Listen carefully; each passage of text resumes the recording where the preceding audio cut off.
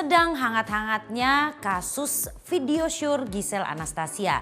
Nah, kalau bicara soal kasus hukum begini, kira-kira pendapat pakar hukum seperti apa? Nanti kita akan simak. Dan ternyata di balik perkara yang benar-benar berat untuk Gisel ini, Gisel mendapatkan dukungan dari Roy Marten juga Chand Kelvin.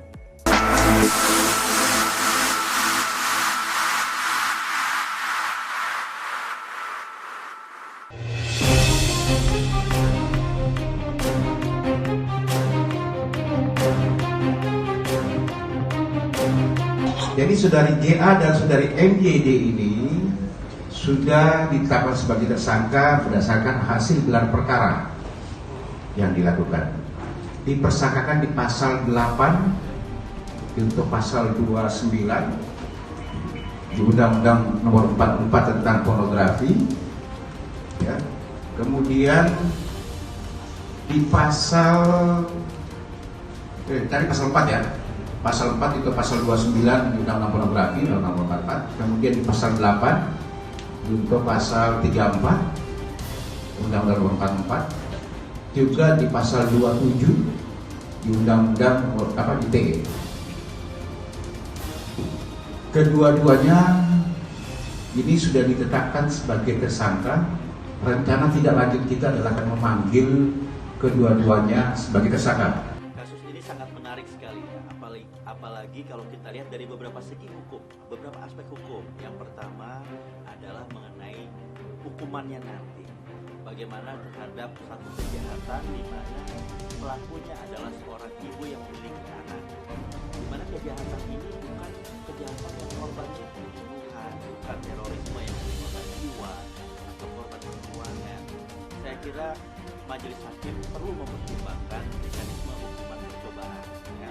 Seperti dalam perkara lalu lintas, seringkali hukumannya adalah hukuman percobaan. Karena seseorang dinyatakan bersalah, akan tetapi dia tidak perlu menjalankan hukuman penjara. Mengingat adanya pernah di dalam diri terdakwa tersebut. Selain itu, kasus ini pun bukan kejahatan yang berat seperti pembunuhan atau narkotika atau korupsi. Di dalam hukum ada yang namanya niat, ya, ada yang namanya niat. Nah, tentunya niat dari pembuat ini kan tidak untuk menyebarkan, tetapi untuk privasi, ya. Tetapi niat jahat bisa ditekankan kepada penyebarnya, karena yang menyebarkan inilah yang menyebarkan kepada publik. Saya kira majelis hakim dan jaksa nanti perlu bijak di dalam melakukan tuntutan hukum dan menjatuhkan putusan nanti harus dibedakan secara proporsional. Di dalam Undang-Undang Pornografi dan Undang-Undang ITE, perbuatan ini diancam dengan hukuman minimal 4 tahun sampai dengan 12 tahun. Sekali lagi, saya kira majelis hakim nantinya perlu bijaksana menilai kasus ini. Apakah perlu dijatuhkan hukuman penjara untuk seorang ibu yang memiliki anak yang masih di bawah. Di dalam Undang-Undang Pornografi dan Undang-Undang ITE untuk penyebarnya, karena niat jahatnya ada di penyebarnya, maka ancaman hukuman maksimalnya adalah 12 tahun. Dan ini perlu, ya, diteliti di dalam proses persidangan nanti.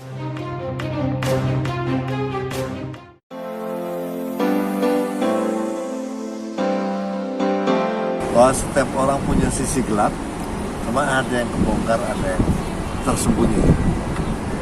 Saya kira itu lebih baik saya tidak komentar apapun, karena komentar apapun kan bisa salah. Mudah-mudahan cepat selesai masalahnya, menjalani kehidupannya normal kembali. Hak semua orang ya, entah dia mau berbuat seperti apa, dan itu pun juga ponsel pribadinya dia sendiri gitu kan. Dan ketika dia memiliki sebuah gadget, dia memiliki sebuah sosial media, ya tergantung dia mau berbuatnya seperti apa. Tapi ya alangkah lebih baiknya kalau misalkan ada kegiatan-kegiatan yang sifatnya privacy, ya kalau bisa sih jangan kayak begitu. Cuman saya berharap mudah-mudahan apapun yang terjadi ya bisa berlalu lah, karena emang kalau kita ngelihat sekarang ada teman yang begitu juga, ya kita jadi gambaran lah kalau misalkan sesuatu itu jangan disimpan-simpan seperti itu. Cuman kita juga nggak tahu ya, perkembangan teknologi sekarang cukup canggih, dan kita berharap mudah-mudahan banyak orang yang suka sama kita, tapi ternyata di luar sana juga pasti ada aja orang yang nggak suka. Ya kita berharap semuanya tidak terjadi lah sama teman-teman yang lain. Jadi berarti rekam jejak dikit itu emang tidak bisa pulang segitu aja, Bang? Kalau menurut saya gitu, kadang menurut kita udah dihapus tapi ternyata masih ada, kan kita nggak tahu ya. Teknologi canggih lah zaman sekarang, semakin handphone itu canggih semakin gampang kita ketahui data-datanya gitu. Tapi ya adalah cukup lah kalau misalkan emang kira-kira pengen itu ya pindahin aja dulu, karena kan kalau data kita simpen bisa kita simpen di rumah ataupun di tempat-tempat yang aman. Cuman kalau misalkan handphone kan anytime kita bawa kemana-mana itu, kita tidak tahu nih bakalan kita pegang terus apakah bakal ada kejahatan yang bakal kena kita. Jelas intinya kita tetap waspada pertama. Yang kedua adalah ya gimana caranya kita double security lah. Gimana caranya ketika kita punya privacy ya kita jaga lah. Tapi alangkah lebih baiknya nggak usah kayak gitu lah, nggak usah rekam jejak digital emang sangat luar biasa, bisa dilacak orang dengan sangat mudahnya, apalagi orang-orang yang nggak suka sama kita gitu. Ini mungkin bisa jadi pelajaran buat kita semua, dan ya kita saling support lah satu sama lain. Intinya jangan saling menzolimi orang lain. Ini kan platform yang tadi saya bilang, ini kan pembelajaran buat semua orang. Jadi ya mungkin dengan ini kita berharap kita lebih mawas diri lagi menggunakan gadget yang kita punya. Ya kita saling support lah, walaupun kita nggak begitu kenal dekat. Jelas intinya dengan kasus yang mungkin sekarang banyak orang yang pada akhirnya jadi tahu, ya saya bilang sih dia termasuk orang yang sangat hebat ya, karena tidak gampang berbuat seperti itu. Apalagi saya sih nggak bisa ngomong banyak, jelas intinya dia sangat hebat, bisa meminta maaf yang seharusnya tidak, perbuatan yang tidak dia lakukan, itu sangat hebat sekali bilang.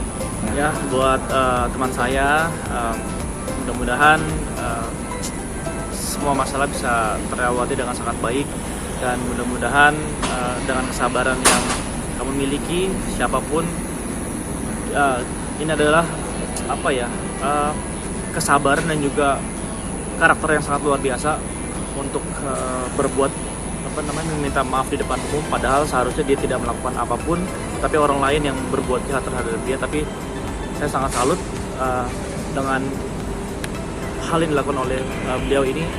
Jelas intinya saya berdoa mudah-mudahan semua masalah cepat selesai. Sukses selalu.